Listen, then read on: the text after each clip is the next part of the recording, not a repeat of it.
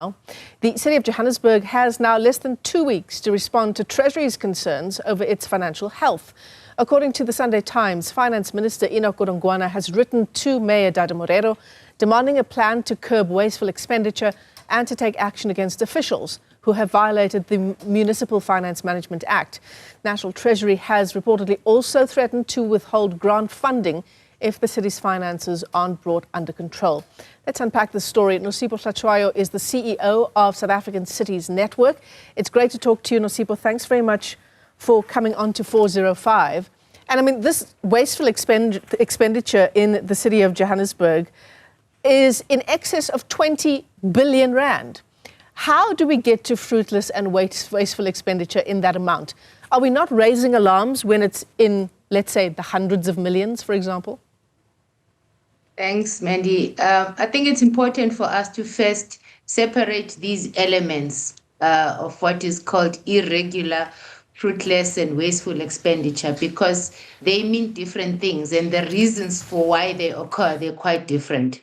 So if you start with the irregular expenditure, it means that the municipality did use the money, but they didn't follow the processes, which are either stipulated in the acts of the country, like the Municipal Finance Management Act or the Systems Act, or even the municipality's own supply chain policy. You may find that in instances where the SCM policy says get 3 quotations and then procure your goods and services. In some instances, they only get 1 quotation and then they might say that it is a sole service provider. And in those instances, that's when you would find a municipality will get a finding on irregular expenditure. On the other hand, unauthorized expenditure happens when more funds than have been allocated have been spent by a municipality, meaning they've overspent on the budget that was given to them either at the beginning of the financial year or during the budget adjustment. And in the case of Johannesburg, it is not surprising that one would see this, because not only do you have the core departments of the municipality, but the group function of finance in the municipality is also responsible for those municipal entities. So when the budget adjustments take place, what may have happened in this instance is that entities may have gone ahead and implemented on the originally approved budget, meaning that they didn't adhere to the adjusted or the rebased budget of the municipality. And this talks to the controls that happen in the municipality in terms of governance and accountability, and making sure that the entire group and not only the core departments adhere to spending within the limits of what they are given.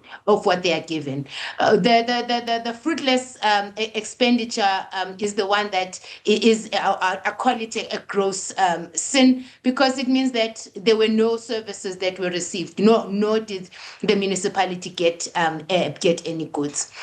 But while we're talking about this, it's important also to mention that we've seen that in the city of Johannesburg, there are some downward trends when it comes to unauthorized, irregular, and fruitless expenditure. I mean, if you look at the period that was audited, which is for the previous financial year, you saw a decrease of fruitless and wasteful expenditure going from 1.1 billion to about 734 million rand. The irregular expenditure reduced from 11.2 billion to 9.2 billion rand, which signals that there are rules and there are some improvements that have been made. Does this minimize the problem? No. We're talking about billions of rand when it comes to the municipality. And the one that we need to be really worried about is on the unauthorized expenditure, because it means that someone or some persons just ignored the budget that was approved by the municipality and they spent beyond what was allocated to them. Yeah, absolutely. Just a reminder for you, Nosipho, you're speaking to Michelle. So, the fruitless expenditure part for me is the one that is alarming, isn't it? Because it means then exactly what it says. Money has been spent, hundreds of millions of rand have been spent, and we have nothing to show for it. It is the one that is more concerning. But I must say that because we are talking about the city of Johannesburg, and once again, I am not saying that one is more important than the other. Where the issue is, where the biggest issue is around the unauthorized expenditure, meaning spending beyond the budget. Fruitless expenditure, you bought something, but you've got nothing to show off it. And those monies, whether it is 1 cent or 100 rand, it should never be tolerated in any municipality.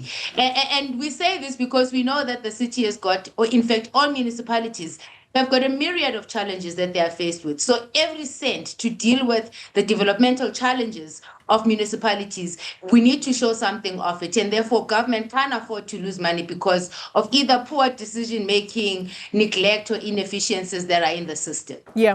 Do you reckon that this points to cracks in the accounting systems in the city of Johannesburg? Because, you know, as you say, if you have 100 rand, of course, the numbers are much more complicated than that for a municipality's books. But if you have 100 rand, you know exactly where that money is going to, and you can account for it in every line item of your budget. So where is the accounting failure happening? I wouldn't say that it is an accounting failure.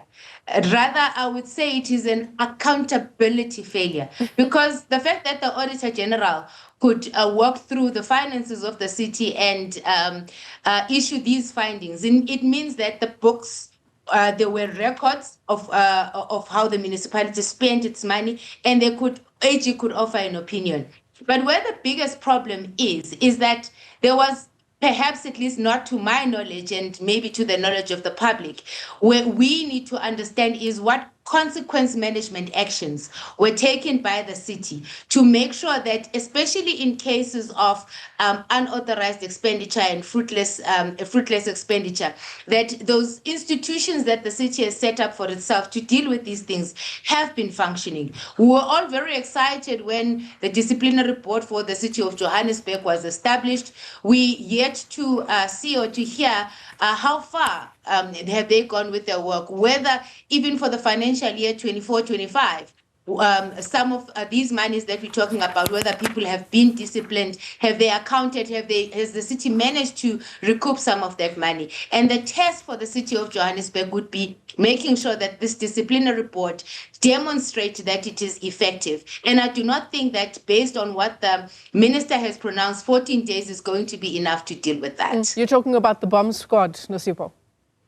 Not necessarily. It's a disciplinary board that was set up. Remember when the audit regulations were changed some years back? So it's been as part of the audit processes of municipalities saying that if there is some money, fruitless and wasteful expenditure has taken place or unauthorized, that the municipalities now have a right to discipline and to recoup that money from those people that caused for such findings to be found in the municipality. Right. So these numbers are for the 2023-24 financial year. There's 22 billion rand, in unauthorized, irregular, fruitless and wasteful expenditure. I mean, it's eye-watering, isn't it? And clearly Treasury has also had enough. Some really high-stakes ultimatums on the city of Johannesburg now to lose its conditional funding if the city doesn't get its books in order. The DA says this would signal the collapse of the city. How crippling would it be, in your opinion, if Johannesburg lost its conditional funding from Treasury? Well, we haven't seen Treasury withhold conditional grants. Remember that the municipalities get two types of grants from National Treasury. Some are conditional, others are unconditional. So they're likely to then withhold the unconditional grants, meaning in terms of the equitable share. Because the ones that are conditional, I mean grants that are meant for the delivery or the provision of housing, the transport and those and the likes, they're already set. So what is likely to come from National Treasury would be them withholding the equitable share, which we've seen Treasury do that in other municipalities. But how crippling it would be on a number of activities that the municipalities run on a day-by-day, outside of the provision of infrastructure or development of infrastructure. You have in any city municipalities departments that are not revenue generating, so the daily operations of a municipality that depend on these unconditional grants may be affected, and it's likely to then result to the frustration of the customer, without necessarily meaning that we're not going to see roads being built or houses being built, but just the operations that you need for a municipality to function every day. Well, I mean, given the state of Johannesburg as it is, it sounds like it would pretty much be even more crippling. Can we imagine Johannesburg in a worse state than it is now? We don't want to imagine Johannesburg in a worse state than what it is right now. But we all want to see Johannesburg in a state where, one, it accounts for each cent that it has spent.